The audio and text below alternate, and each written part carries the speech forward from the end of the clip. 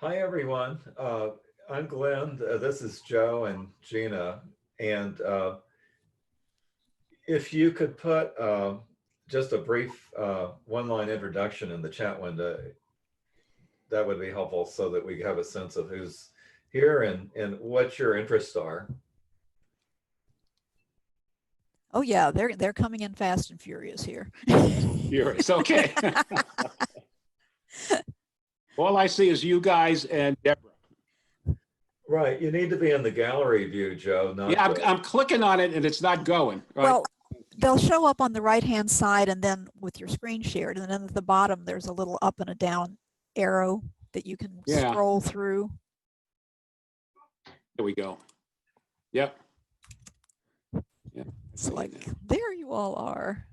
Yeah, my screen was too short. Yep. so. Okay. Hi, Kristen.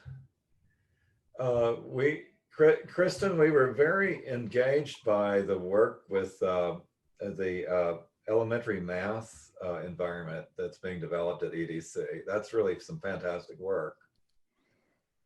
Great. We're excited to see what you've been up to and learn more from how you're doing fractions with kids in SNAP. Well, just to give you some background. Well, you want me to tell them the story, Glenn? Well, yeah, but I was gonna, but I wanted to mention that that we're doing some other work that I think is more aligned with what you're doing at EDC. This project, and Joe will give you the backstory, but this project is really a repurposed. We originally did it in Flash and just repurposed it in Snap as we were beginning to use Snap. So Joe is going to focus more on the pedagogical. Joe is a math educator, and but we're doing some other things that I think have a strong affinity with what you're doing in the elementary, and we're particularly interested in the micro blocks.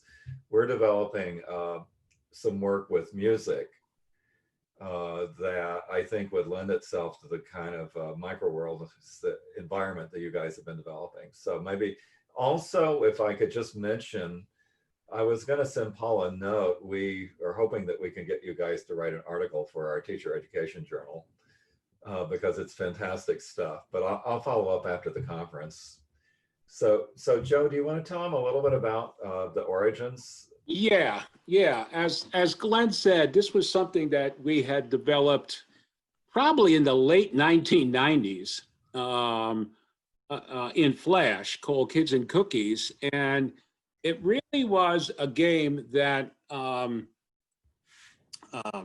my at the time 4-year-old made up. When I was driving into my office, I would take her to the university daycare, and she started playing this game that she made up called Kids and Cookies, where I would give her a number of kids sitting in a room and a number of cookies. And I said, how would you share them? And so I would say, 2 kids and 2 cookies, and then 2 kids and 4 cookies, then 2 kids and 3 cookies. And she started playing with it.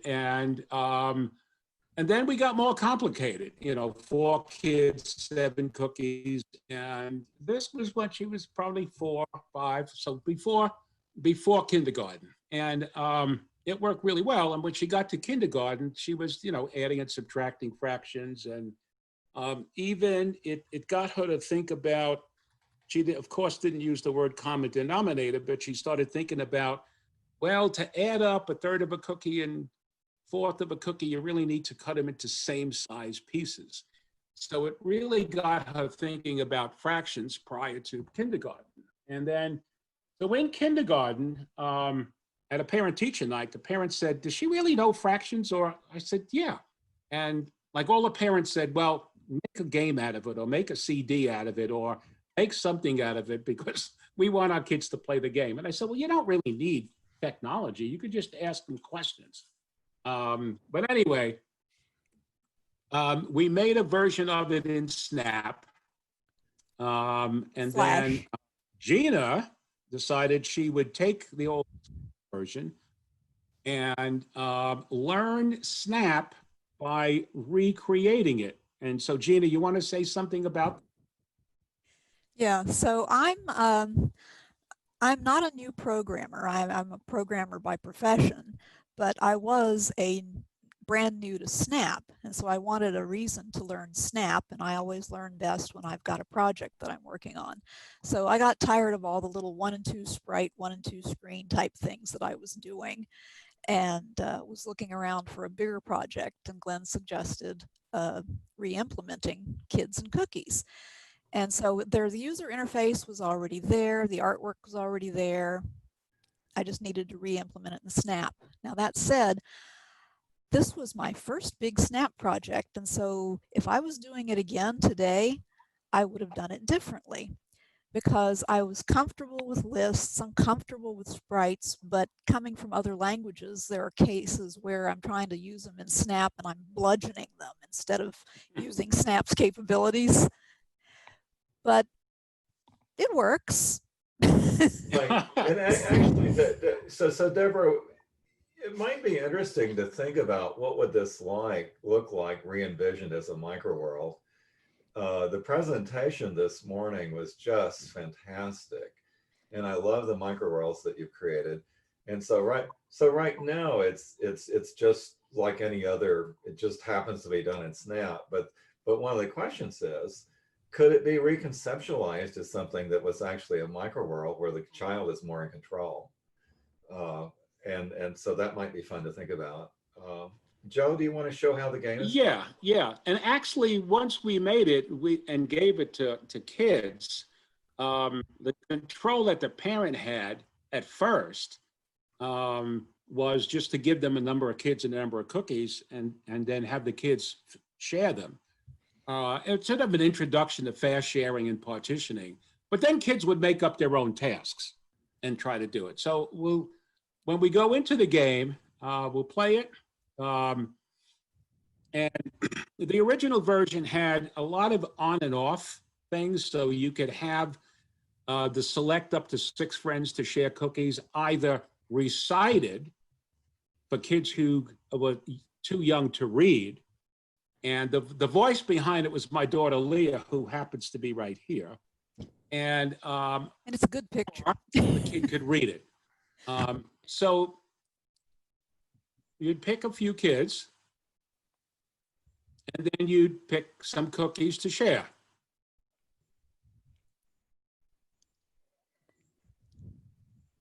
And then they'd go in and they'd be sitting down, and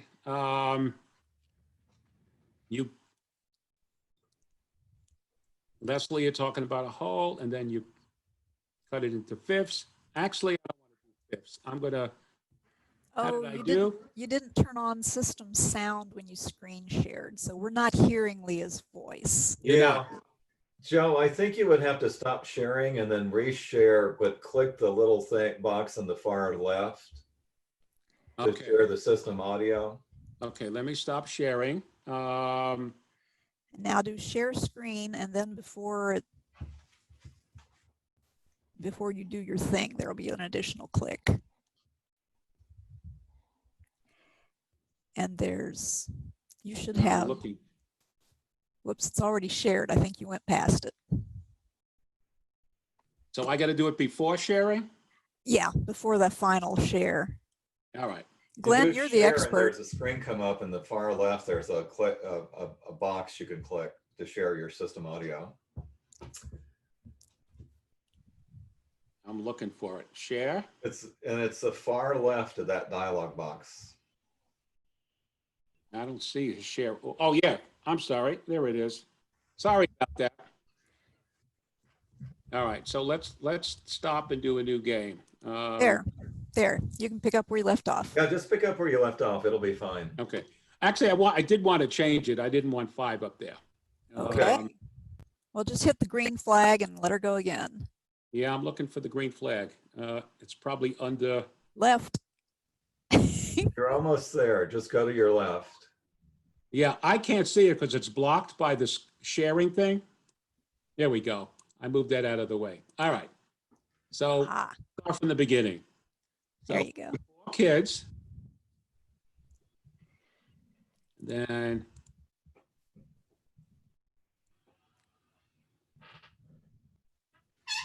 all right, and then here's the cutting board.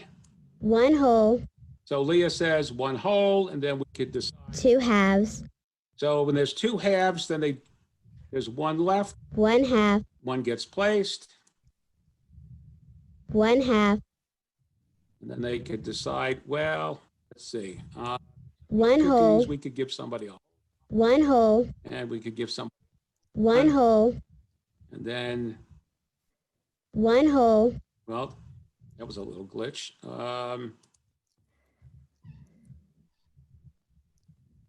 So that should be cutting them in. Yeah, we've got a slight lag going on here.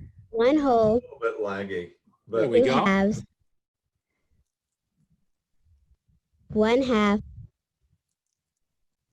1 So half, you could turn the names of the fractions on and off, and you could turn the symbols on and off. And I usually tell people, if kids are very young doing this, just get the symbols out of the way. 1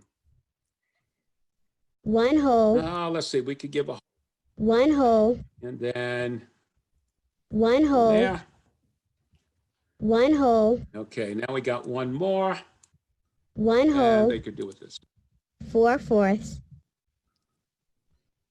1 fourth, 1 fourth, 1 fourth, 1 fourth. Okay, and Great job. You want to play again? that's basically how it works. In the original one, we also had it also in Spanish as well, where the directions and the fraction names and everything was also in Spanish as an option. That's going to be version 2. What was that? That'll be version 2. That'll be version 2. Yes, yes. I was showing it at a conference, and somebody from the Bronx came up and said, "Do you have it in Spanish?" I said, "No." And somebody from Puerto Rico came up and said, "Do you have it in Spanish?" I said, "No." Somebody from LA came up, "You have it in Spanish?" And I said, "Working on it." And then we did it. And we actually got Leah here to do the voiceovers in Spanish as well. She, by that time, was in 9th grade, I think, and taking Spanish. So it worked out great. So anyway. Great job. You want to play again? We had other music built in, I think, into the other version. And then we do have a teacher's guide with a suggested series of tasks that gradually get more and more complex. And I said it worked pretty well for my kids, and then, for other kids who were doing it. We started working on something that we call Daddy's Pies, where the image actually was me sitting down at a table, and you could give me a quarter of an apple pie and a half of a cherry pie and a third of another pie, and then ask how much pie did Daddy eat. But we had the graphics on it, and we started it, and then we moved on to a different project, because the idea was to get kids to think about, as Leah said, cutting them into same size pizzas to get the idea of a common denominator, where the cuts would show up on plate. But we never finished that one, and maybe one day we will. So, anyway, any thoughts or suggestions?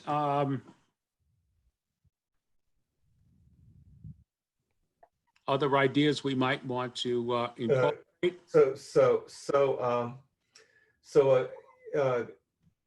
In response to Joel Rosenberg, we actually have a choice of cookies. We don't have brownies, but we have wafers.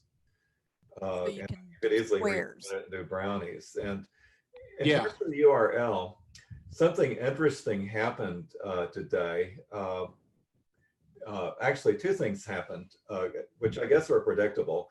One, Yeah. they updated the version of Snap, and when they did, it broke the game. So It we changed had a few- default behavior that I was actually depending on. And there were a few frantic moments trying to revise that, but Figuring out first what was wrong and then how to fix it real quick. and so the second thing that happened was the server was overloaded and it was not able to download the graphics files to run. So we sort of regrouped by installing a local version of Snap on Joe's PC and running it there. So we're Right. happy to provide the URL. It probably won't work until Monday when we get a chance to do the update. Snap 6.1 has wonderful things in it for computational media, and it's really exciting. But it changed a few other behaviors that this program was dependent on. And again, since I was a brand new Snap programmer, maybe I wouldn't have made assumptions about defaults that if I was trying to program it bulletproof, but I did. Right. But anyway, I think that, but the other thing that I think we were interested in exploring with Paul and Deborah, the child can't really, everything's hardwired, so the child can't really change the behavior. And so it's sort of, after watching your presentation this morning, it got me to thinking, what would this look like if it were re-envisioned as a microworld? And I wondered, have you even been working on something with fractions that's similar to this, but only in a microworld context? What would that look like?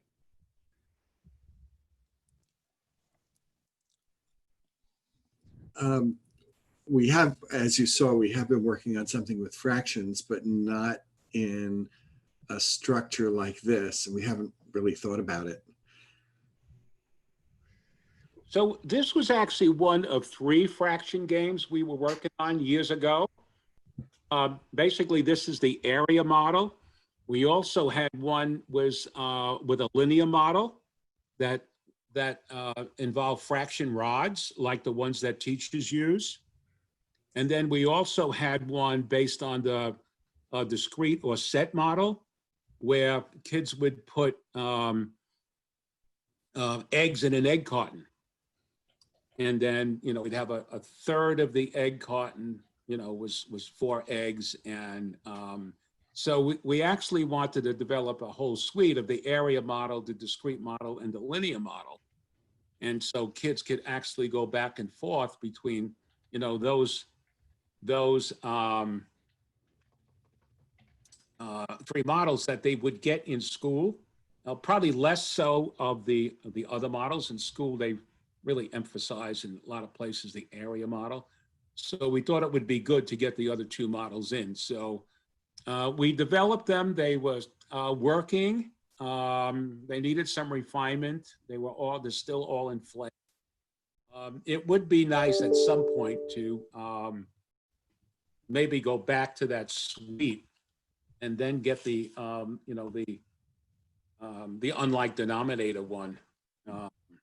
But we ended up moving to other stuff at the time and never really finished it off. So there's a related thing that we've been kicking around. We're working with some high school kids in Maine, and we were thinking, what about the possibility of having them develop games for younger kids? And Paul, were you about to say something? I was thinking a little bit about this area model and linear model thing, but why don't you go ahead first? Because I also wanted to show, that Snap has the capability of adding precise adding of fractions, like you can add a half and a third. That's it. Because that was driving me bananas. We had that. We had that in the Flash version. So you see when the different fractions appeared under a kid, we had a button called, I think we called it tally or sum. It would actually add them up, and that was another option. Yeah. So how, I could do it digitally, I think Gina's very interested in the fraction handling capability. Yeah. Like I said, there were things that I didn't know. because I think you've got her interest. Okay, well, we could have a little correspondence about that. There was a brief period of time when 6.0 was added that it suddenly stopped working, but I think it's working again. I haven't tried it since. Okay. But the thought that I was going to say, I now feel like I'm interrupting Joe's direction, but the thought that I was going to say is when our thinking about adding and subtracting about presenting fractions is that they're numbers, not things of, pieces of things or pieces of numbers. And so we really tried to stick to the linear model for things like adding and subtracting. But multiplication really is an area thing.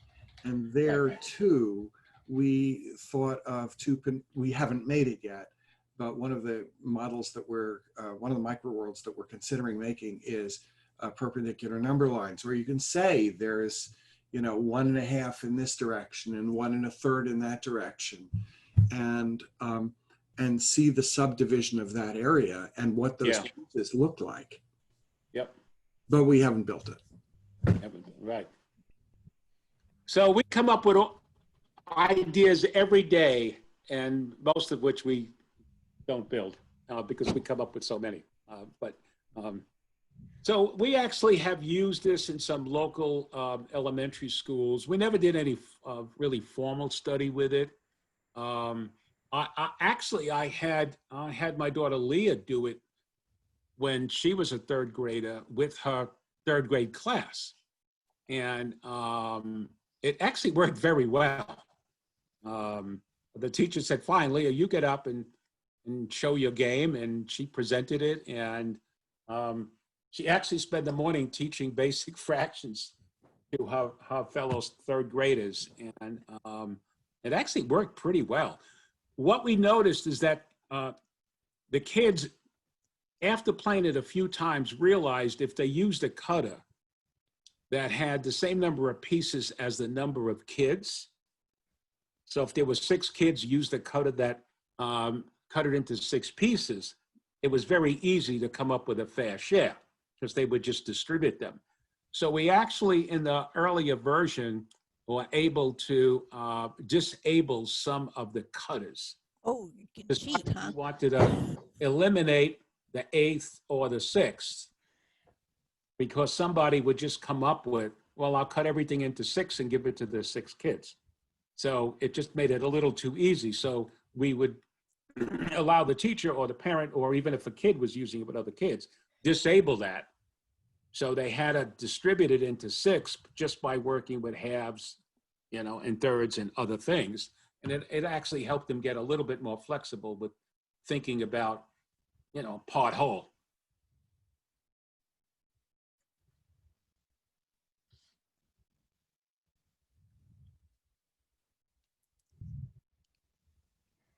Well, I was glad to find out Thoughts or about comments? the fractions.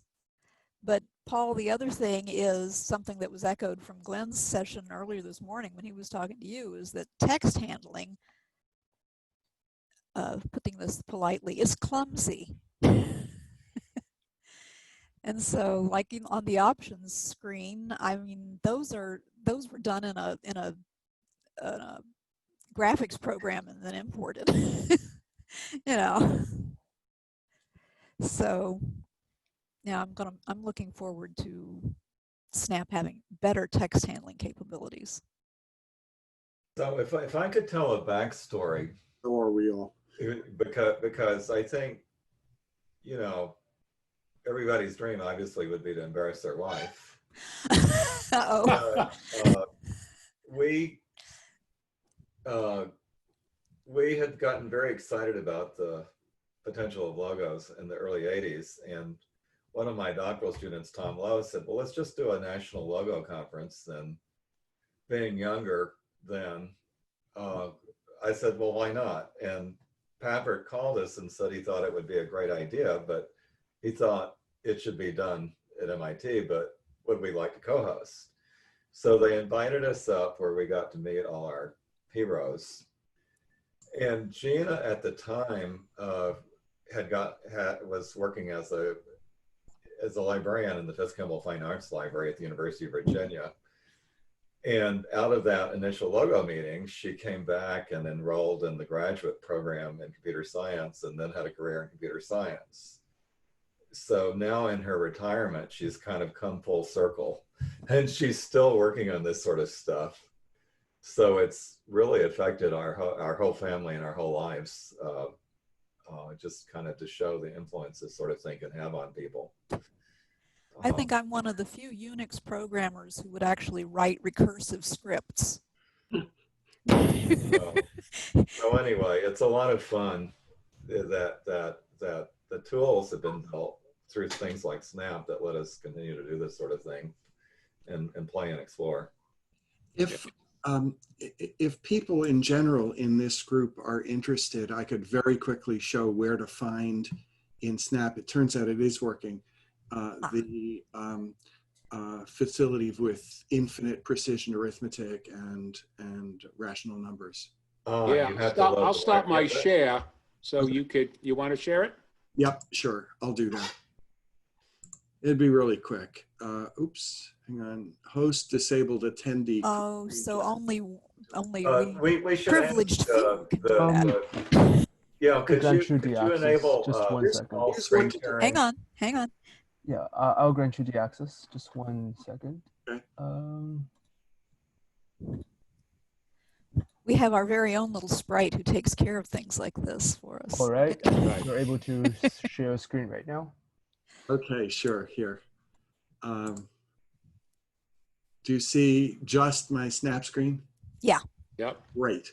Okay. So what I did, I just this raw Snap, I went into here. I went down to libraries. So this is the, Yeah, they hide good stuff down in there. Yeah.